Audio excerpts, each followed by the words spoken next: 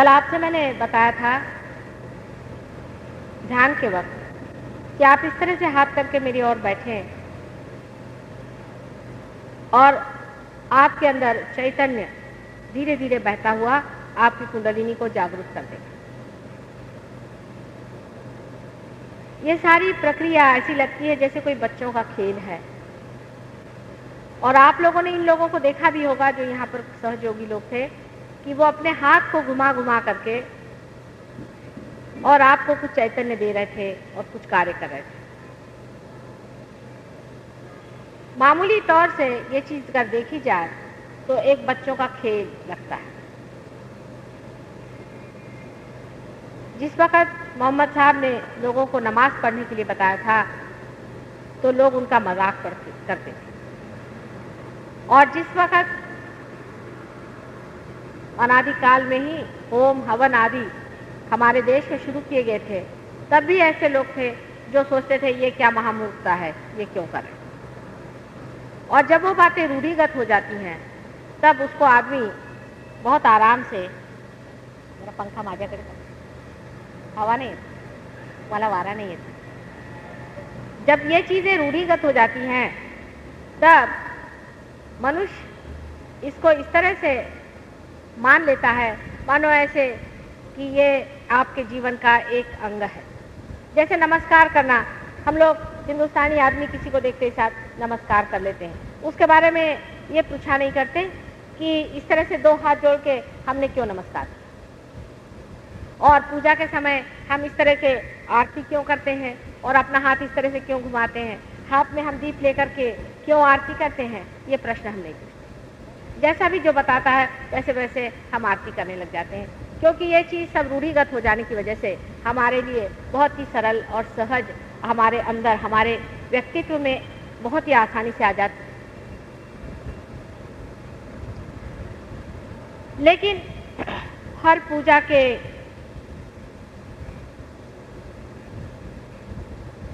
हर प्रकार में, उसके हर एक भावभंगी में या हर प्रकार की क्रिया में बहुत बड़ा अर्थ, बहुत उसका गहन मतलब होता है। हर पूजा में, हर मंत्र में और हर तरह की प्रेयर में भी एक महामंत्र होता है। जैसे कि ईसा मसीह की जो प्रार्थना है, जिसे कि हम लॉर्ड्स प्रेयर कहते हैं, इसमें बड़ा महामंत्र है। अल्लाह अकबर में बड़ा महामंत्र है, सोहम में बड़ा महामंत्र है। सभी चीज़ों में महामंत्र है, लेकिन उस मंत्र को कहाँ, किस जगह, कौन सी बात पर, किस इंसान को इस्तेमाल करना चाहिए, उसका कोई भी नियम नहीं। क्योंकि धर्म के मामले में संसार में कोई नियम नहीं। हर एक आदमी कुंडलिनी जगा सकता है, हर एक आदमी चाहे तो धर्म के बारे में बोल सकता है, जिसको देखो वही गीता पे बोल सकता है, जिसको देखो वही कृष्ण बन सकता है, इसमें किसी पे कोई नियम नहीं रहता। लेकिन आप एक संगीत में भी जब इतनी शास्त्रीयता है तो आप सोचिए धर्म में परमात्मा ने कितनी शास्त्रीयता बनाई। लेकिन इस मामले में एक तो आप अधिकारी भी होना चाहिए। तो अधिकार माने के लिए अपने यहाँ कहते हैं कि आदमी को ब्राह्मण होना चाहिए। ब्राह्मण होने का मतलब है जिसने ब्रह्म को जाना, माने जो पार आदमी होता है, जो द्विज होता है, जिसका दूसरी बार जन्म हो जाता है। पक्षी को भी द्विज कहते हैं, जिसका कि दूसरे बार जन्म होता है। अब जिस तरह एक पक्षी का जन्म होता है कि पहले तो वो एक अंडाकृत होता है, एक अंडे जैसा बन जाता है, और उसके बाद जब उसका ब्रह्मरंध्र फूटता है, या कहिए तो जब वो माँ पक्षी जब उसे चोंच से तोड़ती है, तब वो फिर से जन्मित होता है। इसी प्रकार मनुष्य का भी जब बीज हो जाता है, जब वो दूसरे बार पैदा होता है, तभी उसको ब्राह्मण कहा जाता है। लेकिन अपने यहाँ तो आजकल ब्राह्मण का मतलब ये होता है कि आप किसी को भाड़े पे ले लीजिए, भाड़े पे आपको ब्राह्मण मिल जाएंगे, भाड़े पे आपको पुजारी मिल जाएंगे, इनको आप ब्राह्मण नहीं कह सकते। क्रिश्चियन का भी मतलब वही होता है। क्रिश्चियन का मतलब होता है जो बैप्टाइज हो जाए, जो बैप्टाइज हो जाए, माने जिसका ब्रह्मरंध्र टूट जाए, वही क्रिश्चियन माना जाता है। लेकिन ऐसे कितने क्रिश्चियन हैं? या आप मुसलमानों को, मुसलमान का भी अर्थ वही होता है।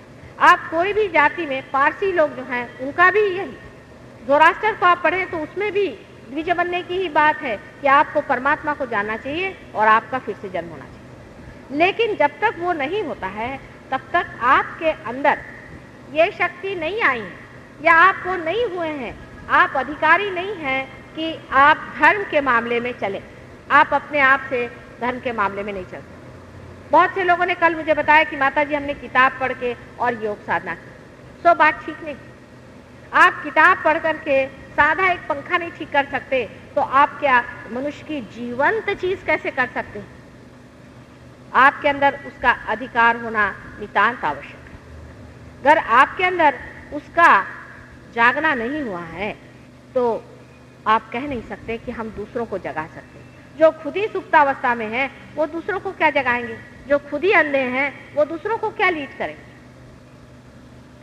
इसलिए इसका जो मैकेनिज्म है कहिए या इसकी जो शास्त्रीय पद्धति है उसे समझ लेना चाहिए। अब एक बात है कि समझ लीजिए मुझे ये फैन चलाना है, तो मैंने इनसे कह दिया कि आप स्विच जरा ऑन कर दीजिए, मुझे फैन चलाना है। ये तो बहुत ही सीधी सी चीज हो गई। कोई अगर विलेज से आदमी आएगा तो वो कहेगा कि अरे भाई ये तो एक खेल ही है इनके यहाँ कि वो दबा दिया और पंखा चलने लग गया, ऐसे कैसे हो सकता है?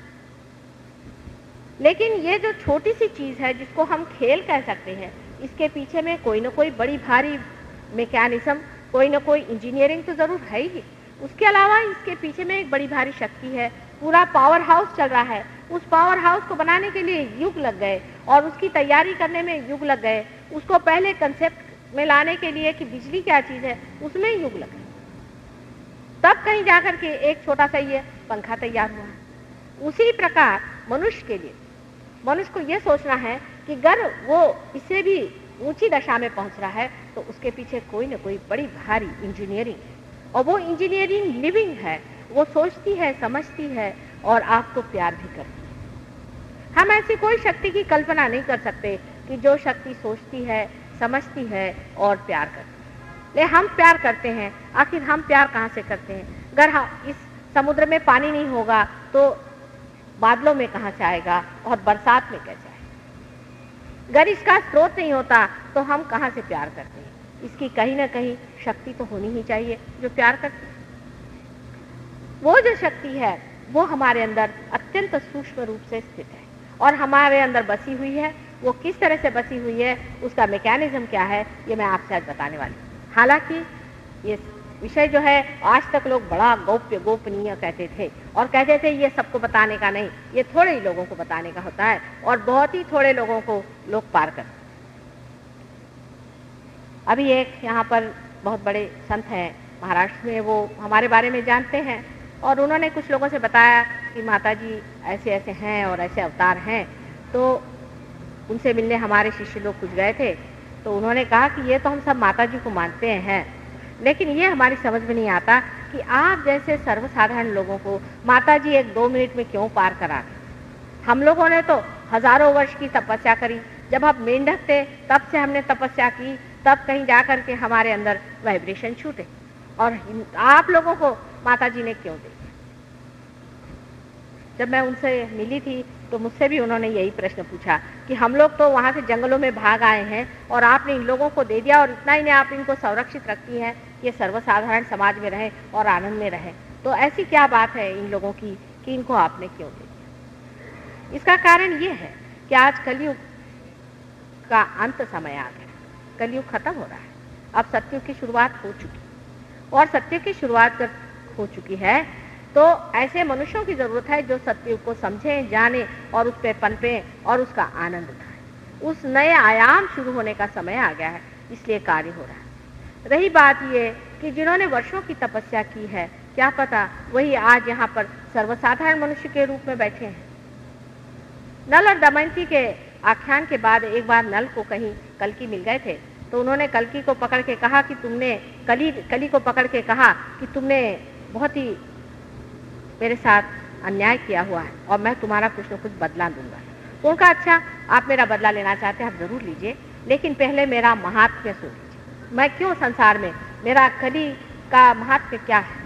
तो उसने कहा कि जब कलियुग आएगा, जब मेरी कलुषता बिल्कुल अतिशय घोर हो जाएगी, संसार में त्राही त्राही हो जाएगी और जब पृथ्वी रोएगी, उस वक्त में ऐसा चमत्कार होगा कि जो गिरी कंदरों में बहुत सारे लोग परमात्मा को खोज रहे हैं, वो सर्वसाधारण रूप में संसार में आएंगे और उनको उनकी जो खोज है उसका उत्तर मिलेगा, उसकी उपलब्धि होगी। ये आप लोगों को दिया हुआ प्रॉमिस है। और इस वजह से जब ये चीज़ घटित होती है तो इसमें इतनी शंका करने की कोई बात नहीं, क्योंकि ये पहले ही से सब प्लान्ड है और अगर ये आपका हो रहा है तो ये आपके अधिकार में ही हो रहा है।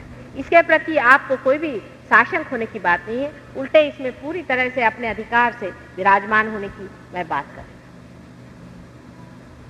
कुंडलिनी के बारे में चाहे कोई कुछ बताने से डरता हो चाहे कुछ हो, मैं बिल्कुल नहीं डरती, क्योंकि जो आपकी माँ है उसके बारे में मुझे पूरी तरह से बताने में डरने की कौन सी बात है।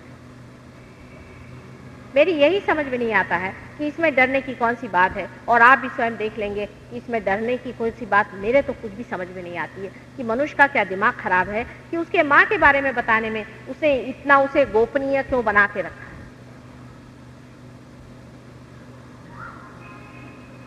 कुंडलिनी का जो सूक्ष्म हमारे अंदर स्थान है वो त्रिकोणाकार अस्थि जिसे मैंने दिखाया है वो है। वहां पर 3.5 चक्रों में 3.5 जिसको कहते हैं कुंडलों में, जिसको कि अंग्रेजी में कॉइल्स कहते हैं, कुंडलिनी स्थित होती है। कुंडलिनी अनेक तारों से बनी हुई है और वो अनेक तार एक साथ निगड़ित हैं। जब कुंडलिनी उठती है तो सारी की सारी नहीं उठती है, उसके कुछ तार उठते हैं, फिर कुछ तार उठते हैं, फिर कुछ तार उठते हैं। जब इतने तार उसमें से उठाते हैं कि जो अपने ब्रह्मरंध्र को छेद दे, उस वक्त ही आपकी जिसको कहते हैं कि हम पार हो गए वो स्थिति आ जाती है। हर एक आदमी के पास उसकी कुंडलिनी है, इसीलिए इसको मैं सहज कहती हूँ। सहज, सह माने आपके साथ, ज माने पैदा हुआ, आपके साथ पैदा हुआ, यह अधिकार योग का आपके साथ है और वो आप पाते। लेकिन ये नहीं कि कोई भी देखो तो सहज सहज सब कहता है। कबीर दास जी ने कहा है वैसे ही, कल साहब सहज योग है, इसमें क्या करते हैं, सर के बल आप खड़े हो जाइए। वो कैसे सहज योग हुआ? अगर जो चीज आपके साथ जन्मी हुई चीज है वो आपकी अपनी है, उस पर आपका पूर्णतः अधिकार है, वो आपकी पूरी अपनी चीज और वो अपने आप घटित होती है। आप समझ लीजिए अगर आपका श्वास लेना मुश्किल हो जाए और इतना असहज हो जाए तो आप श्वास भी नहीं ले सकते। और इसीलिए जो सबसे महत्वपूर्ण चीज है कि आपकी उत्क्रांति होना, आपका इवोल्यूशन होना, तो उसकी घटना भी अत्यंत सहज होनी चाहिए, अत्यंत वो सहज घटना होनी चाहिए। ये बिल्कुल सामने दिखाई देता है। अगर वो सहज न हो और असहज हो तो कभी ये कार्य घटित ही नहीं हो सकता। पेड़ों पे आप देखिए कि जब फूल से फल होते हैं कितने सहज आपको दिखाई देते। अब ये कुंडलिनी आपकी त्रिकोणाकार अस्थि में स्थित है या नहीं, ये माता जी यूं ही बोल रही हैं, सो मैं आपको दिखा सकती। जिस वक्त कुछ लोगों के ऊपर का नाभि चक्र पकड़ा रहता है उस वक्त खासकर ये कुंडलिनी जोरों में उठती है। जबकि कोई मेरे पैर पे आए, कुंडलिनी जब जान जाती है कि कोई अधिकारी है सामने, तो आप अपनी आंख से देख सकते हैं कि कुंडलिनी का स्पंदन होता है, क्योंकि मनुष्य को पहले कन्विंस करना पड़ता है, तो कुंडलिनी खुद ही जोर से मारती है और आप अपनी आंख से देख सकते हैं कि कुंडलिनी उठती है। अगर कोई डॉक्टर हो तो वो स्टेथोस्कोप से सुन सकते हैं कि वहां पर कुंडलिनी का आवाज आ रहा है, माने अनहत, जैसे हृदय में आता है। अनहत का मतलब है विदाउट परकशन। तो अपने हृदय में जैसे धक धक धक धक आवाज आती है, उसी तरह की आवाज हमारे रीढ़ के पीठ के त्रिकोणाकार अस्थि में आवाज बड़ी जोरों में आती है। फिर जब आप धीरे धीरे कुंडलिनी उठती है तो उसको भी जरा आप स्थिर भाव से देखें तो आपको दिखाई देगा जैसे चीज लगेगी कि कोई चीज ऊपर में चली जा रही। इतना ही नहीं, लेकिन उस कुंडलिनी के अलग अलग जो सेंटर्स हैं यहाँ बनाए हुए, उन सेंटर्स पे अगर आप स्टेथोस्कोप रखें तो वहां भी आप देख सकते हैं कि आपको जब कुंडलिनी वहां पहुंचती तो आवाज आती। लेकिन एक सहज योगी को तो ऐसे ही पता होता है कि इसकी कुंडलिनी कहाँ आ गई है, कहाँ तक पहुंच गई, वो दूसरी बात।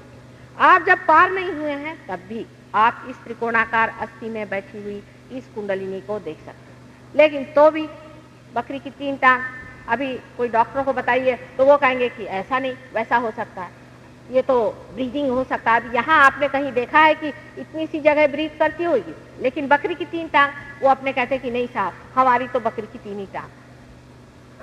अब ये जब अमेरिका में जाऊंगी, इसी साल अमेरिका के डॉक्टरों ने एक कॉन्फ्रेंस मेरे लिए अरेंज की थी, पर मैंने अवॉइड कर दिया क्योंकि मैं उनसे क्या गणपति की बात कहूंगी। मैंने सोचा उनसे मैं क्या धर्म की बात करूंगी, ये तो अपने ही देश के डॉक्टरों को समझना चाहिए कि ये हमारा हेरिटेज है, हमारी जिसको मराठी में कहते हैं वारसा है। इसको क्या हम लोगों को उन लोगों को समझाना होगा। अब मेरा तो वहाँ सर पहले फूटेगा कि उनको पहले मैं गणपति समझाऊं, उसके बाद उनको सब चीज़ समझ में आएगी। और यहाँ के डॉक्टर लोग घर में गणपति की पूजा करेंगे और गणपति के सामने झुकेंगे, लेकिन अगर मैं कहूँ कि गणपति आपके पेल्विक फ्लेक्सस को कंट्रोल करता है तो वो कहेंगे ये क्या बातें माता जी आप करें।